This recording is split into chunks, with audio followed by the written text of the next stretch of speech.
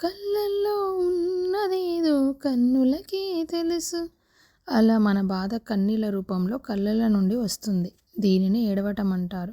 కొందరు ఏడుస్తుంటే బాగున్నామని అంటుంటారు, కొందరు ఏడుస్తే దరిద్రం అని అంటుంటారు. కానీ ఏడుస్తే కూడా కొన్ని ప్రయోజనాలు ఉన్నాయి. అవి ఏంటో ఇప్పుడు మనం తెలుసుకుందాము. కొంచెం సేపు ఏడవటం వలన ఆ బాధ నుండి బయటకు వచ్చి కొత్త ఆలోచనలు చేయటానికి మీ మనసు సిద్ధమవుతుంది. మీరు భావోద్వేగానికి గురి అయినప్పుడు వచ్చే కన్నీళ్ళల్లో ఒక స్ట్రెస్ని తగ్గించే హార్మోన్ ఉత్పత్తి అవుతుంది. అదే ఎండోర్ఫిన్స్.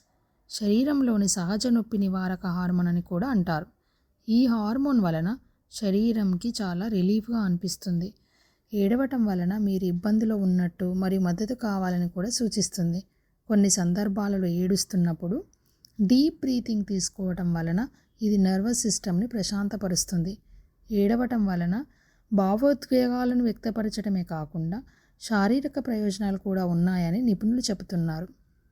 అలా అని పదే పదే ఏడవకండి సుమా.